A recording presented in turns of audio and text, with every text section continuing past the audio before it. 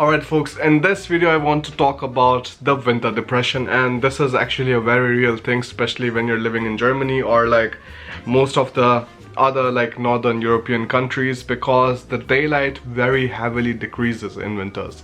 So as soon as you see that kind of like September approaches, the days start getting darker and darker, as in like you just have lesser sunlight, the sun rises late, the sun sets early, and this has actually a huge impact, because most of the times you wouldn't like think that, hey, maybe it's just fine. Like earlier you used to have maybe 18 hours or like 19 hours of sunlight, now it's just like 8 hours of sunlight.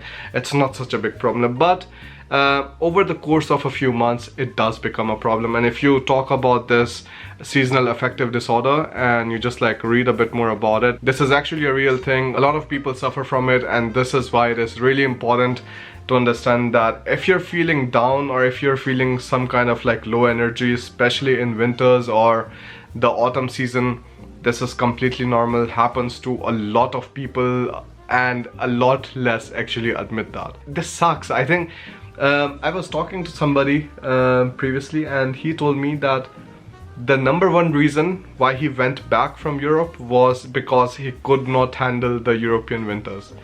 And I can totally understand. I mean, these are definitely not the nicest winter, because the difference is insane. So let me talk about the summers. I mean, summers are absolutely beautiful. You have like blue skies, the wind is just going so nicely, and you have fresh air, which is just absolutely lovely to breathe in. In summers, the sun rises around 4, like 4 or like 3:30 or 4, like that's how early the sun rises. And then afterwards it sets at around 11, sometimes 11:30. So you essentially just have maybe 4 or 5 hours of darkness, and that too like not complete darkness. Now, which is crazy. You have heard on the polls that there is like 6 months of day and 6 months of night. If you come a bit lower from the pole, then you have this kind of scenario that I'm talking about. Like Hamburg, it's like not so far from the pole. I mean, yeah, like if you compare it with other cities, then of course, but like it's still pretty high towards the north, and we still see this effect very clearly. So 11:30 till 3:30 is the night. Now let's compare it with winters. Now at winters right now, today is 22nd November. So today the sun rose around 7:50 or 8 o'clock or something, and then afterwards it already set down around 4 or like 4:30, which is crazy, because this 4:30 was actually 11:30 in the summers, and that 8 o'clock was actually 3:30 in the summers. So this is how crazy the difference is, and you can do actually quite a few different kind of things to like ease into the winters. And this is also the reason why Germans celebrate Christmas so heavily, because not only does it take away the feeling of that winter depression, but also because they have so many other things to organize, they stay busy, and yeah, like the winters just pass, and then afterwards you're already like going towards the spring, and you have all of these nice summer times again. Over the last 3 years we tried a few things. The first thing we tried was getting a wake-up clock. So there was this clock which would kind of shoot from 0 brightness when we would like set the alarm, and before half an hour it will start going towards full brightness, because, well, my classes would start at 8 o'clock, and for that I have to wake up at 5:30 in the morning. I have to leave the house at 6:30, and the sun would not come up like till 8:15 or 8:30. So I would be doing all of that in the dark, and again when I would come home it will be in complete darkness, and the classes anyways, like you don't get any sunlight there, which is a huge problem like when it goes on for a few months. That wake-up clock really helped us in the starting, because it was really kind of simulating the sunrise, like going from 0 till, you know, just complete brightness, and like letting us wake up with the yellow light, because the lighting also makes a huge difference. If you're just using blue light, not only is it more irritating towards your eyes, but also it really disturbs your sleeping pattern. So this is something you don't want anyways. So with that yellow light, waking up, everything was fine, and it did work for a while, but then we got used to it again and it stopped working, which like sucked. So this was not a very like good solution for us. It was for a while. Then afterwards we just had to try different things. The second thing that we tried was using this app called Flux. So what it does is like you can install it on your Windows or Mac, and then what it does, it makes the screen yellow.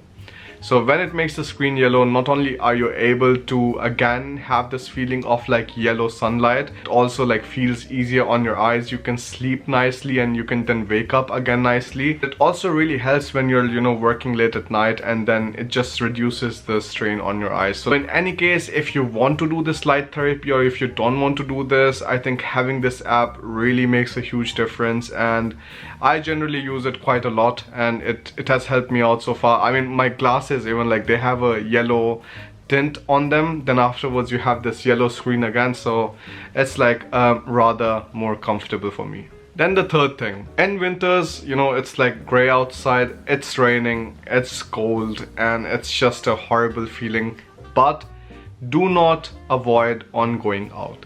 So even if you're like, you know, going out maybe half an hour to 1 hour every single day, just outside taking a walk, maybe going to the bakery, going to the supermarket, or like just doing anything. So today I was just doing a lot of different kind of things, and then afterwards around I think 3 or something, I was like, you know, I'm not able to do anything anymore.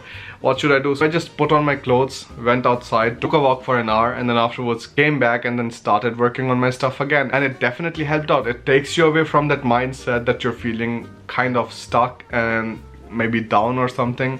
And then just like, you know, as soon as you start walking, the metabolism kicks in, and then afterwards it just becomes better. So walking or exercising is also a very important thing that you can do. You don't have to go to the gym and like, you know, just go complete crazy, but maybe just a simple walk, even when it's gray outside, it really goes a long way, and it is going to help you kind of, you know, just like go through these like winter times in a better way. Fourth, chocolates. Now it sounds like a weird advice, but we have actually seen it, and also like we have these advices from Alina's grandmother that, you know, in winters, like it's not so bad if you eat a chocolate every now and then. It uplifts your mood, and this is just the trick that they have also used for a long time, and also like things that I've read and heard from my colleagues too. So another tip that I can just forward it to you, that if you're feeling like it, I think eating chocolate every now and then, it's not a bad thing in winters if you want to just uplift your mood.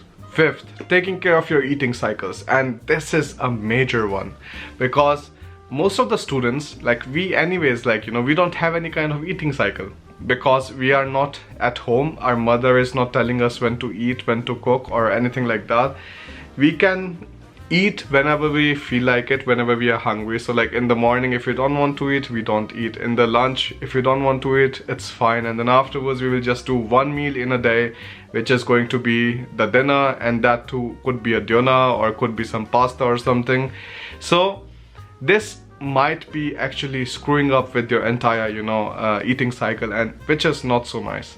Especially if you want to have a good schedule, if you really want to rely that you're going to wake up the next morning and you're going to feel fine to work another day, then it is really important to have this kind of schedule. I mean, if you have holidays or something, like, you know, give yourself the freedom, do whatever you want. But if you have like very intensive classes every single day, and then you have to go to work afterwards, or maybe you have some other kind of like, you know, study groups or something, then this schedule becomes really important. So make sure you're eating around the same times. Not only it puts your body at ease that, you know, yes, nothing is changing, like it is still the same kind of schedule that we are having, it is not a problem at all, but also like it just gives you something to look forward to, because many a times you feel more lost if you don't have any kind of schedule. And in winters, with so many things changing, and especially the amount of sunlight that changes all of a sudden, like, you know, from summer like going absolutely crazy and like not letting you sleep, to winters like where you just want to sleep all the time, it is really important to like have some kind of stability, some kind of constant in this entire like dynamic environment that is going around you. And these kind of like 5 tips are going to help you overcome that, because trust me, you might feel like it right now that, hey, you know, this doesn't affect me or something.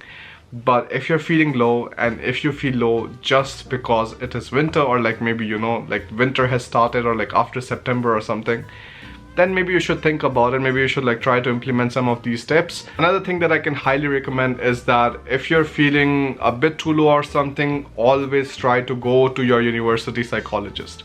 And it is not a bad thing at all. I personally went when the studies was becoming a bit too much, because I had to like handle YouTube, I had to handle my studies, I had to do the part-time job which I was working for like 2 days a week, then home stuff, and then just business and everything. All of that was becoming too much. And then afterwards winter kicked in and I was like, I have no idea if I would be able to do all of this at once. So I just went to the psychologist, had a nice talk, and it was a very productive session. So I can highly recommend you that. So I hope these tips help you. I'll see you in the next video. Bye bye.